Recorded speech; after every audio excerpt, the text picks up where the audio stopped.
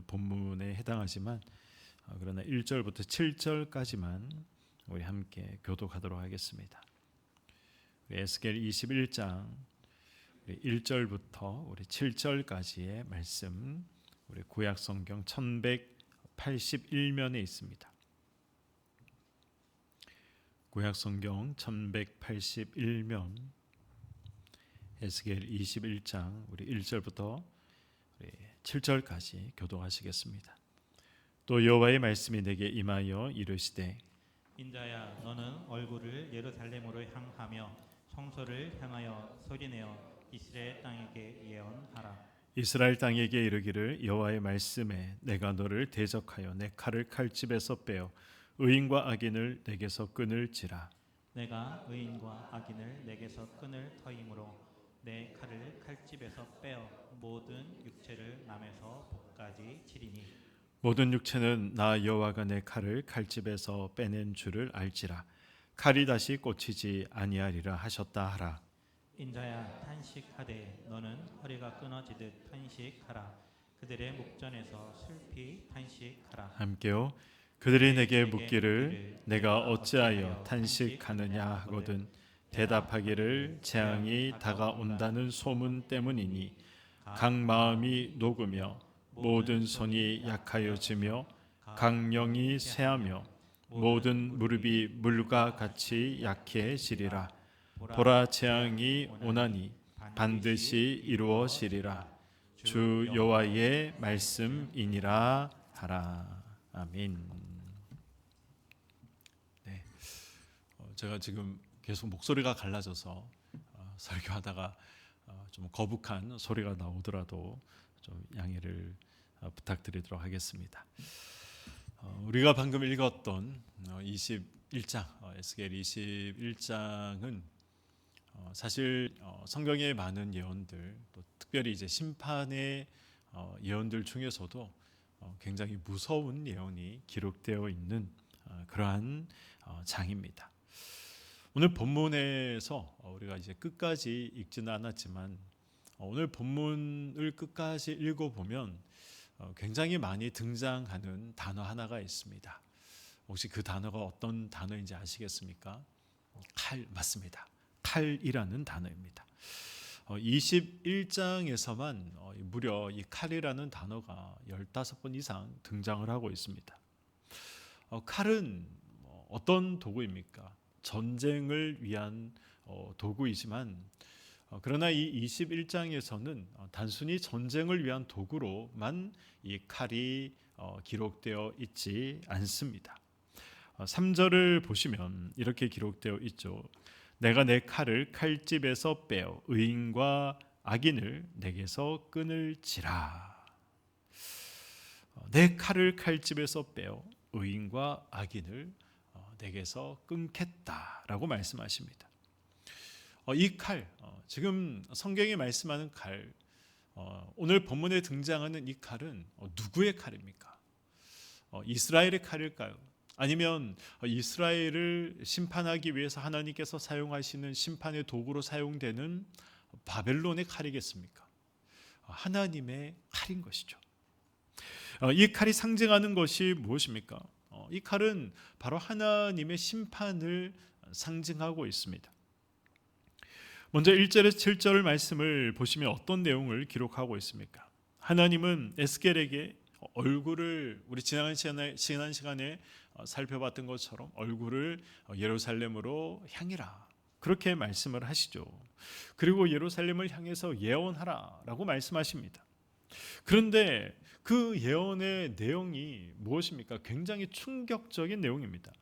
3절과 4절의 말씀입니다. 이스라엘 땅에서 이르기를 여호와의 말씀에 내가 너를 대적하여 내 칼을 칼집에서 빼어 의인과 악인을 내게서 끊을지라.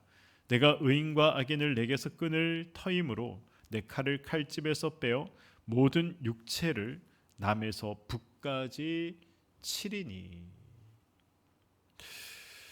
하나님께서 누구를 치겠다라고 말씀하고 계십니까? 악인만 치겠다라고 말씀하십니까? 하나님께서 의인도 치겠다라고 말씀하고 계신 것이죠.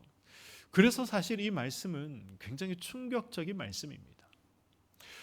지금 오늘 본문에서 등장하고 있는 의인과 악인은 누구를 말하는 것입니까? 이스라엘 백성들 입장에서 의인은 누구일까요? 하나님께서 택하신 자신들, 이스라엘 백성들을 의인이다라고 이스라엘 백성들은 생각을 했습니다. 악인은 누구겠습니까? 당연히 하나님의 택함을 받지 못한 이방 민족들이 악인인 것이죠. 이스라엘 백성들에게 그래서 하나님께서 악인을 심판하신다라는 말씀은 당연한 말씀이지만 하나님께서 의인을 심판하신다. 하나님의 백성들을 심판하신다. 하나님의 선민인 우리를 심판하신다. 이 말씀은 이스라엘 백성들로서는 굉장히 충격적인 말씀이고 납득하기 어려운 말씀이었습니다. 그런데 지금 하나님께서 그런 납득하기 어려운 말씀을 이스라엘 백성들에게 말씀하고 계신 것이죠. 우리는 종종 어떤 생각을 할 때가 있습니까? 나는 주일 예배를 빠지지 않고 주일 성수를 열심히 하고 있으니까 나는 하나님 앞에 칭찬받을 것이다. 구원받을 것이다. 나는 11조 생활을 열심히 하고 있으니까 하나님 앞에 구원받고 칭찬받을 것이다. 나는 목사니까, 나는 장로니까, 나는 권사니까, 나는 당연히 하나님께 칭찬받고 나는 당연히 구원받을 것이다. 이렇게 착각하는 분들이 계십니다. 물론 주의를 지키는 것, 그리고 하나님께 받은 직분을 잘 감당하는 것, 그리고 하나님의 것을 구별하여 신앙의 고백을 담아 하나님께 드리는 것, 그 모든 것들은 굉장히 중요한 신앙의 내용이고 아름다운 신앙의 태도입니다. 그런데 우리가 그것으로 구원받지는 못한다라는 사실을 알아야 됩니다. 하나님의 심판이 임할 때 그 심판은 어떤 심판입니까? 철저한 심판이고 전면적인 심판이죠. 저와 여러분들이 하나님의 심판대 앞에 서지 않겠습니까? 하나님께서 예수 믿는 자들은 심판대 앞에 세우시지 않습니까? 세우십니다.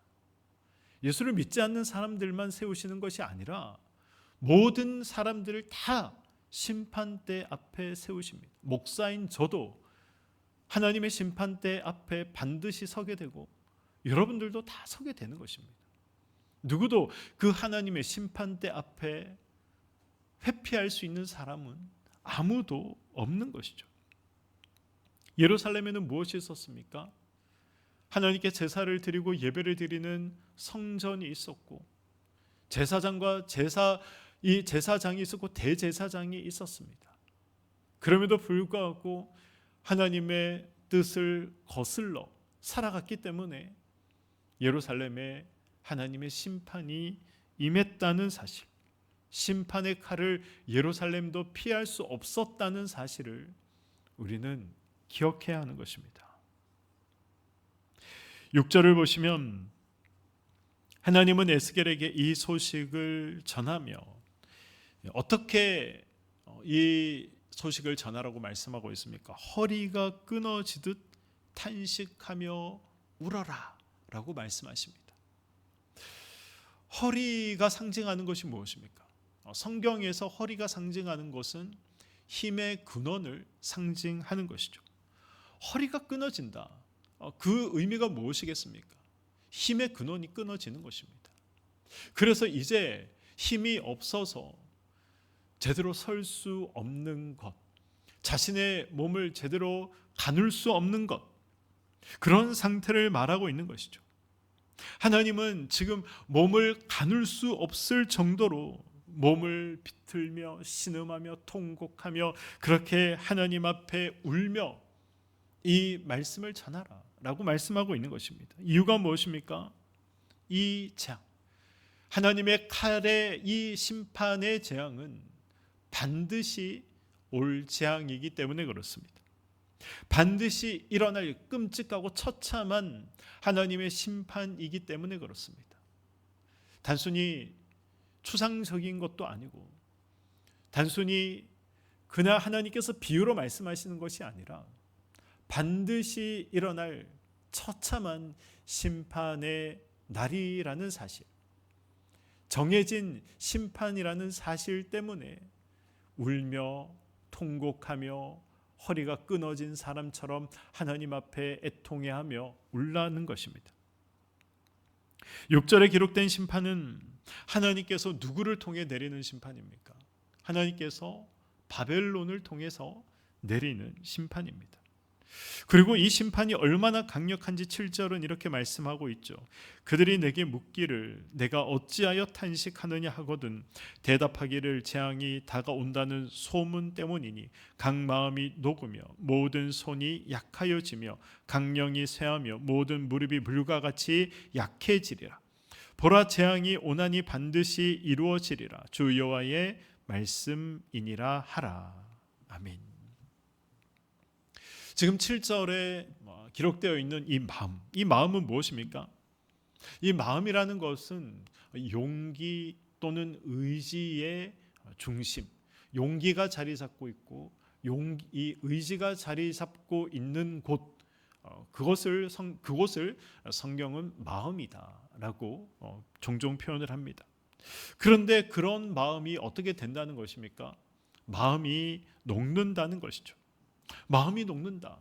이 극도의 공포로 인해서 저항할 의지조차 사라지고 만다는 것입니다. 그리고 절망만 남게 된다는 것이죠. 손이 상징하는 것은 무엇입니까? 손이 상징하는 것은 힘을 상징하고 또 전쟁을 수행할 수 있는 능력을 상징합니다. 전쟁하기 위해서는 무엇을 들어야 됩니까? 손에 칼을 들어야 되지 않습니까? 손에 무기를 들어야 되지 않습니까? 그런데 이 손이 약해진다라고 지금 말씀하고 있습니다. 손이 약해져서 전쟁을 수행할 능력을 상실한다는 것이죠. 전쟁을 더 이상 할 수 없다는 것입니다. 자신을 지킬 수 있는, 자신을 방어할 수 있는 그러한 능력을 다 상실하게 된다는 것입니다. 영이 쇠한다라고 말씀하고 있습니다. 영이 쇠한다. 이 말씀의 의미가 무엇이겠습니까? 희망을 잃어버린다는 것이죠. 그래서 이 정신적으로 이 완전히 붕괴된 상태를 말하는 것입니다. 삶을 지탱하던 의지, 삶을 지탱하던 마음, 그리고 정신이 모두 꺾여 버렸다라고 말씀하고 있습니다. 한마디로 무엇입니까? 더 이상 살 소망을 가지지 못하게 된다는 것입니다. 마음도 손도 영도 약해진 이 사람의 상태는 어떻습니까? 7절 말씀을 하반절을 보시면 모든 무릎이 물과 같이 약해지리라 라고 말씀하고 있습니다. 무릎이 물과 같이 약해진다. 어떤 의미겠습니까? 너무 큰 공포를 마주하면 어떻습니까? 사람이 갑자기 다리에 힘이 빠지면서 주저앉지 않습니까? 바로 그 상황을 말씀하고 있는 것입니다. 이 공포에 압도된 육체.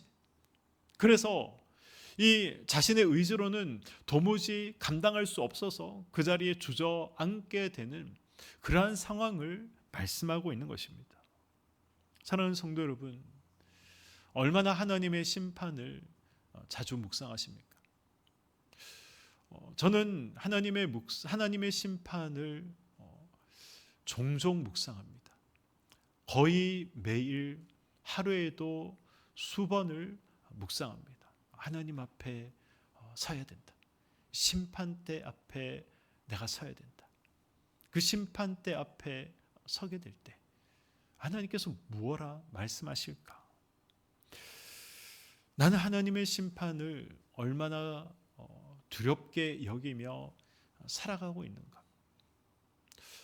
저는 거의 하루도 빠지지 않고 하나님 앞에 설날, 심판대 앞에 설날을 상상해 봅니다. 묵상해 봅니다. 우리가 이런 생각을 가지고 살아가야 됩니다. 우리가 영원히 사는 사람이 아니지 않습니까? 반드시 하나님의 심판대 앞에 설 날이 옵니다. 생각보다 빨리 올 수도 있습니다. 그렇다면 그 심판대 앞에 섰을 때 하나님께서 무엇이라 말씀하시겠는가? 하나님 앞에 책망받을 만한 어떤 일들, 그 어떤 일들이 나에게는 얼마나 있을까? 돌아보고 생각해야 하는 것이죠. 우리는 얼마나 자주 은혜라는 말 뒤에 우리가 숨어 지낼 때가 얼마나 많은지 모릅니다. 하나님의 은혜로 용서해 주시겠지. 하나님의 은혜로 기도 안 해도 살아갈 수 있겠지. 하나님의 은혜로 이 정도의 신앙생활을 게을리 해도 되겠지. 굉장히 이 은혜라는 말을 우리 편의대로 사용하고 우리 편의대로 해석하면서 은혜의 뒤에 숨어 지낼 때가 굉장히 많이 있습니다. 그리고 여전히 은혜 뒤에 숨어 지내면서 죄를 범하고 세상과 타협하고 살아갈 때가 있는 것이죠. 그렇다면 오늘 이 에스겔 21장의 말씀으로부터 우리는 결코 자유할 수 없다는 사실을 잊지 말아야 됩니다. 하나님은 하나님의 이름이 걸린 곳에 무엇을 요구하십니까? 하나님은 하나님의 이름을 두신 곳, 하나님의 영광을 두신 곳에 하나님은 반드시 하나님의 거룩을 요구하십니다. 하나님의 이름을 어디 두셨습니까? 성도인 저와 여러분에게 두셨고 성도의 모임인 교회에 하나님의 이름을 두셨습니다. 하나님의 영광을 두셨죠. 그래서 하나님께서 무엇을 요구하십니까? 성도인 저와 여러분에게 거룩을 요구하시고 성도의 모임인 교회에 하나님께서 거룩을 요구하십니다. 하나님의 칼은 하나님을 믿지 않는 불신자, 하나님과 멀리 있는 불신자에게 먼저 임하는 것이 아니라 하나님을 믿는다 말하는 성도에게 먼저 임한다는 사실을 기억하시기 바랍니다. 우리가 읽지는 않았지만 이제 8절부터 17절까지는 칼의 노래라고 불리는 굉장히 유명한 그러한 본문이 기록되어 있습니다. 9절을 보시면 이 칼이 날카롭고 빛난다 이렇게 기록을 하고 있습니다. 이 날카롭다라는 말은 어떤 의미겠습니까? 이 칼날이 시퍼렇게 서 있다는 것이죠. 그래서 이 칼을 휘두르면 단번에 목숨이 끊어진다라는 의미가 이 칼날이 날카롭다라는 의미입니다. 빛난다는 것은 어떤 의미입니까? 이 칼을 휘두를 때 칼에 이 빛이 반사돼서 번쩍이는 것을 의미하는 것이죠. 무엇을 의미하는 것이겠습니까? 하나님의 심판의 칼날이 움직이고 있다라는 것을 말씀하고 있는 것입니다. 이 칼이 지금 누구의 손에 넘겨지기 위해서 준비되고 있다고 말씀합니까? 11절을 보시면 죽이는 자라고 말씀하고 있습니다. 죽이는 자. 이스라엘을 죽이기 위한 자는 누구입니까? 앞서 말씀드린 것처럼 바벨론이죠. 바벨론. 이 바벨론 왕에게 하나님께서 이 칼을 쥐어주시기 위해서 준비하시고 있다라고 말씀하고 있는 것입니다. 하나님께서 이스라엘을 왜 바벨론에게 넘기십니까? 하나님을 멸시하고 하나님을 무시하고 이스라엘이 살아갔기 때문에 그렇습니다. 10절을 보시면 내 아들의 규가 모든 나무를 업신여기는도다 라는 말씀이 기록되어 있습니다. 내 아들의 규라는 것이 무엇입니까? 왕이 잡고 있는 지휘봉과 같은 것이죠. 나무로 만들어진, 보통 나무로 만들어진 그러한 지팡이를 말하는 것입니다. 내 아들의 규란, 그래서 하나님께서 세우신 다윗, 그리고 그 다윗을 통해 이어지고 있는 다윗 왕권을 말하는 것이고, 그리고 이 다윗 왕권에 의해서 통치되고 있는 남유다를 말하고 있는 것입니다. 얼핏 이 말씀을 들으면 다윗 왕조가 교만해져서 이제 다른 나무들을 무시한다, 다른 왕족들 혹은 다른 민족들을 무시한다, 이렇게 해석할 수 있지만 이 말씀은 그런 말씀이 아닙니다. 나무로 만든 규가 철로 만든 칼을 무시한다라는 의미가 바로 내 아들의 규가 모든 나무를 업신여긴다라는 말씀의 의미입니다. 무슨 의미입니까? 유다 백성들은 이렇게 생각했습니다. 앞에서도 제가 말씀드렸고 에스겔을 우리가 진행하면서 계속해서 제가 말씀드린 부분들이 있습니다. 이스라엘 백성들, 특별히 이제 남유다 사람들은 우리는 정통 다윗 왕조를 계승한 그러한 이 왕조가 있는 민족이다. 하나님께서 인정하신 민족이다. 선민 중에 진짜 선민이다. 그래서 우리는 망하지 않는다. 우리가 있는 예루살렘에는 하나님의 성전이 있고 율법이 기록된 율법책이 있고 십계명이 있고 그리고 법궤가 있지 않느냐. 어떻게 하나님이 세우신 성전이 있는 예루살렘이 망할 수 있겠느냐. 이것이 이스라엘 백성들, 특별히 남유다 사람들이 가지고 있던 이러한 믿음이었습니다. 자신들은 하나님께서 결코 멸하지 않는다. 하나님께서 반드시 자신들을 지키신다. 이런 생각을 가지고 있었던 것이죠. 어떤 구원에 대한 기득권을 가지고 있었고, 그리고 이 종교적인 기득권을 그들은 가지고 있다라고 생각하고 있었습니다. 우리에게도 이런 마음이 있죠. 우리도 그렇지 않습니까? 나는 모태 신앙이다. 내가 신앙생활을 수십 년 했다. 내가 어떤 직분을 받았다. 이런 생각을 우리가 하면서 그래서 하나님께서 나는 특별히 복을 주실 것이다. 나는 하나님께서 특별히 선하게 인도하실 것이다. 이런 생각을 우리가 은연중에 할 때가 있습니다. 그러나 목사의 직분을 받았다고 다 구원받는 것이 아닙니다. 장로의 직분을 받았다고 다 구원받는 것도 아니고 봉사 열심히 한다고 구원받는 것도 아닙니다. 물론 이 말을 오해하지 마시기 바랍니다. 봉사하지 말라는 말이 아니죠. 직분을 받지 말라는 그런 말씀을 드리고 있는 것이 아닙니다. 직분이 구원을 보장하지 않는다는 것입니다. 나의 열심이 구원을 보장하지 않는다는 것입니다. 삶의 변화가 없는 그러한 종교적인 형식, 그러한 형식은 이 날카롭게 번쩍이는 하나님의 심판의 칼날 앞에 아무 힘이 없음을 우리는 잊지 말아야 되는 것입니다. 하나님의 심판의 칼날을 막아낼 수 있는 것이 무엇입니까? 하나님의 심판의 칼날을 막아낼 수 있는 것은 목사의 직분도 아니고 모태신앙이라는 자랑도 아니고 내가 교회에서 몇 가지 봉사를 한다는 그러한 자랑도 아닙니다. 찢어진 마음이죠.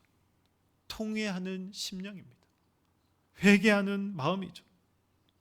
남유다가 지팡이를 자랑했던 것처럼 혹시 내가 자랑하고 있는 그런 지팡이가 있으십니까?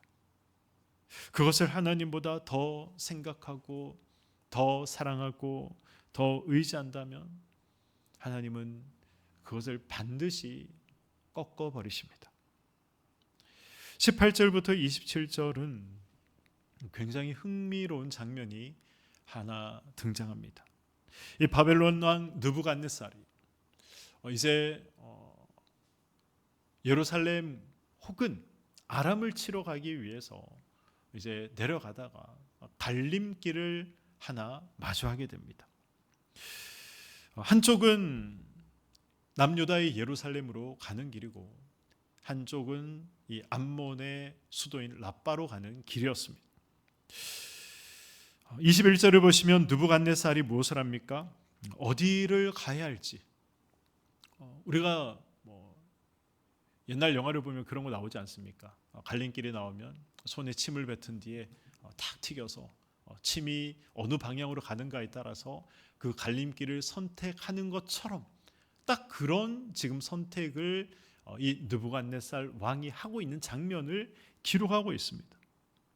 어디를 먼저 쳐야 할지 결정하기 위해서 점을 치는 장면이 기록이 되어 있죠. 그런데 놀라운 것이 무엇입니까? 22절 말씀입니다. 오른손에 예루살렘으로 갈 점괘를 얻었으므로 공성태를 설치하며 입을 벌리고 죽이며 소리를 높여 외치며 성문을 향하여 공성태를 설치하고 토성을 쌓고 사다리를 세우게 되었나니. 지금 22절에서 점괘가 어디를 향해서 나왔다라고 말씀하고 있습니까? 예루살렘으로 나왔다라고 말씀하고 있습니다. 바벨론 왕은 자신의 신들이 지금 예루살렘을 공격하도록 신들이 명령하고 있다, 그렇게 생각을 하고 있지만, 그러나 실상은 누가 지금 예루살렘으로 인도하고 있는 것입니까? 하나님께서 느부갓네살 왕을 예루살렘으로 인도하고 있는 것이죠. 지금 이 22절 이 사건이 우리에게 말씀하고 있는 것이 무엇입니까? 하나님은 우상조차, 미신조차 하나님은 하나님의 뜻대로 다 사용하신다는 것입니다. 하나님은 이 모든 것들을 다 사용하셔서 결국 무엇을 이루십니까? 하나님의 뜻을 이루신다는 것이죠. 그래서 하나님의 뜻에 벗어날 수 있는 것은 아무것도 없습니다. 하나님의 뜻을 거슬러 행할 수 있는 것은 아무것도 없다라는 것을 말씀하고 있는 것이죠. 25절에서 27절은 누구에 대한 예언입니까? 유다 왕, 유다의 마지막 왕인 시드기야 왕에 대한 예언이 기록이 되어 있습니다. 25절을 보시면 시드기야를 향해서 너 극악하여 중상을 당할 이스라엘 왕아라고 말씀하십니다. 하나님은 지금 시드기야를 향해서 극악하다라고 말씀하고 있습니다. 그리고 왕관을 벗겨버리겠다라고 말씀하고 있죠. 그리고 27절을 보시면 엎어뜨리고 엎어뜨리고 엎어뜨리겠다. 이 엎어뜨리겠다라는 이 말씀을 무려 3번이나 반복해서 말씀하고 있습니다. 이 말씀이 의미하는 것이 무엇입니까? 다윗 왕조를 이제 끊어버리겠다라는 하나님의 이 의지의 결단을 말씀하고 있는 것이죠. 그러나 영원한 중단이 아니라 하나님께서 언제까지 이 다윗 왕조를 중단시키겠다라고 말씀하고 계십니까? 마땅히 얻을 자가 이르면 그에게 주겠다라고 말씀하고 있습니다. 이 다윗 왕조의 왕의 자리, 그 왕의 자리를 마땅히 얻을 사람이 누구겠습니까? 예수 그리스도인 것이죠. 결국 이 왕권은 예수님께서 영원히 차지하게 되실 것이다 라는 이 약속을 에스겔 21장에 기록하고 있는 것입니다. 결국 이것은 21장은 무서운 심판을 말씀하고 있지만 결국 우리에게 소망을 말씀하고 있는 것이죠. 끝나지 않는다. 예수께서 오셔서 다시 이 왕권을 이어받으시고 영원한 하나님 나라를 통치하신다. 이 사실을 말씀하고 있는 것입니다. 우리가 지금 얼마나 혼란스러운 국제 정세 속에서 살아가고 있습니까? 유럽에서 전쟁이 아직 멈추지 않고 있습니다. 멈추지 않는 것뿐만 아니라 이 전쟁이 더 확산될 가능성이 더 많다라고 생각하면서 지금 이제 군비 경쟁을 유럽에 있는 국가들도 시작하고 있습니다. 중동에서의 전쟁 소식, 동남아에서 전쟁이 일어날 것이다라고 누가 생각했겠습니까? 그러나 태국과 캄보디아가 전쟁 중에 있지 않습니까? 우리나라도 마찬가지죠. 언제 전쟁이 터질지 모릅니다. 얼마 전 어느 평론가가 우리나라는 북한은 절대 핵을 쓸 수 없다 단언을 하던데 역사적인 역사 앞에 절대라는 말은 쓸 수가 없는 거죠. 그 평론가 말을 들으면서 아니 배웠다는 사람이 어쩜 저렇게 무식한 말을 할 수 있는가 그런 생각을 했습니다. 절대 안 일어난다 그런 건 없습니다.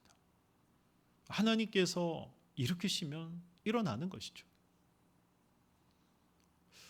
우리 역시 혼란한 국제 정세, 불안한 국내 정세 속에 살아가고 있습니다. 그럼에도 불구하고 결국 이 역사의 수레바퀴는 누가 돌리고 계시는가? 우리가 이 사실을 잊지 않아야 됩니다. 그래야 혼란 속에서도 하나님을 바라볼 수 있고, 그래야 이 혼란 속에서도 우리의 믿음과 신앙을 지켜나갈 수 있는 것입니다. 우리 눈에 악한 세력이 득세하는 것 같아서 절망스러울 때가 있습니다. 그러나 두려워하지 마시기 바랍니다. 느부갓네살의 미신조차 하나님께서 사용하셔서 하나님의 뜻을 이루어 가신 것처럼, 느부갓네살이라는 악한 이방의 왕조차 사용하셔서 하나님의 뜻을 이루어 가신 것처럼 하나님은 이 세상의 모든 것을 다 사용하셔서 지금 우리가 이해할 수 없고, 지금 우리가 보면서 한탄하고 한숨 쉴 수밖에 없는 그 모든 상황까지 하나님은 사용하셔서 하나님의 뜻을 이루어 가신다라는 이 사실을 우리는 잊어서는 안 되는 것입니다. 28절부터 32절은 이 암몬 족속에 대한 이 심판을 말씀하고 있습니다. 암몬은 유다가 바벨론에 의해서 멸망할 때 박수치며 굉장히 좋아했습니다. 그들은 어떻게 생각했습니까? 이제 우리는 안전하다. 바벨론이 우리를 공격하는 것이 아니라 예루살렘을 공격하고 있기 때문에 이제 우리는 살았다. 이제 우리는 안전하다. 예루살렘만 망하는구나. 그렇게 생각을 했습니다. 바벨론 왕이 예루살렘 쪽을 향해 방향을 돌렸다. 예루살렘으로 향했다. 이렇게 들었을 때 그들은 안도했을 것입니다. 그러나 30절을 보시면 하나님은 암몬 자손에게 무엇을 말씀하십니까? 칼을 칼집에 꽂을지어다라고 말씀하고 있습니다. 칼을 칼집에 꽂을지어다.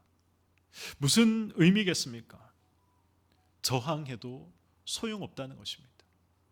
너희들이 다시 바벨론이 쳐들어온다는 소식을 들을 때 아무리 너희들이 준비를 잘하고 아무리 너희들이 싸우려고 하는 의지가 충천하다 하더라도 아무 소용이 없다. 그러니 칼을 뽑을 생각을 하지 말아라 라고 말씀하고 있는 것이죠.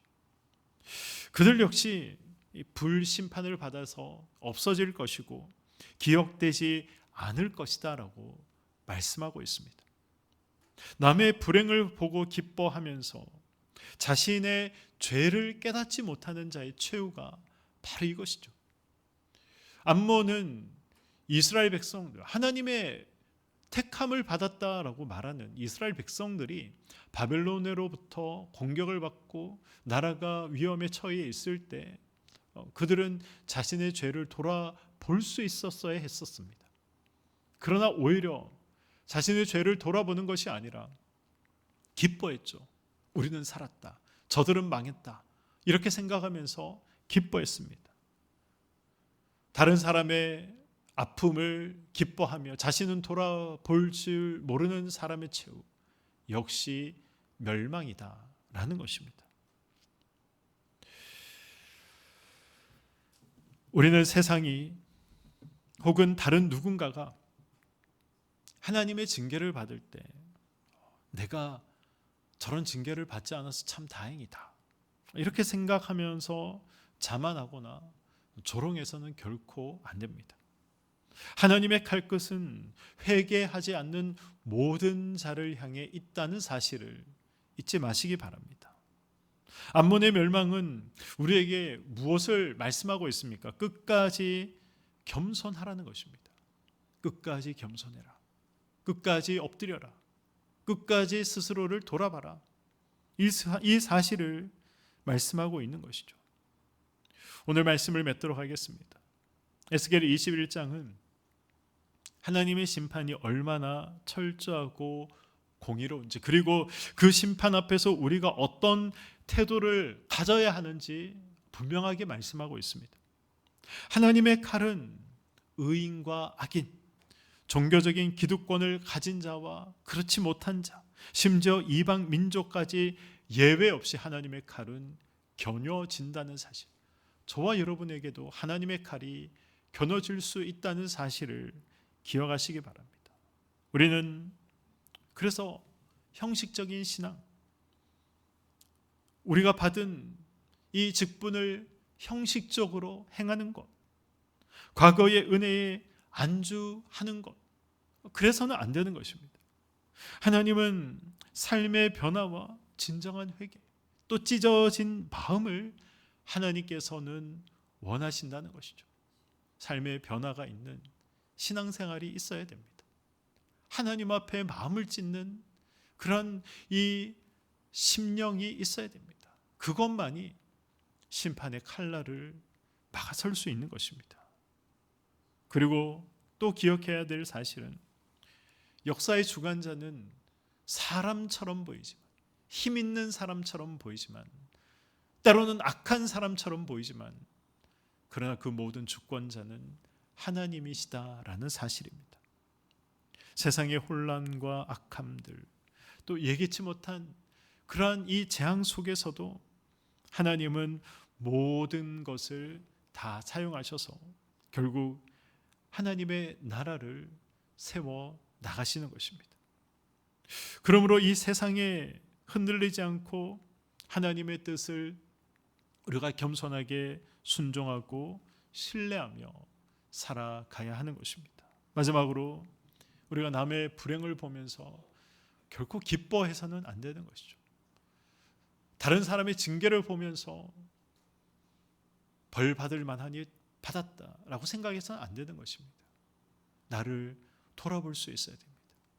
나도 하나님 앞에 징계받을 일은 없는가? 하나님의 심판대 앞에 섰을 때 하나님의 칼날이 나를 겨누지는 않는가? 우리가 이러한 사실을 생각하고 스스로를 돌아봐야 할 것입니다. 오늘도 하나님의 은혜와 공의 앞에 스스로를 비춰보고 돌아보며 살아가는 저와 여러분의 삶이 되시기를. 그래서 우리가 하나님의 심판대 앞에 섰을 때 우리가 책망만 받는 그런 인생이 아니라 하나님 앞에 칭찬받고 인정받는, 잘했다, 수고했다, 고생 많았다, 내가 너 때문에 참 많이 웃었다, 내가 너 때문에 참 많이 기뻤다, 하나님 앞에 이런 칭찬과 인정받는 저와 여러분의 삶이 되시기를 주님의 이름으로 간절히 축원드립니다. 아멘. 기도하겠습니다.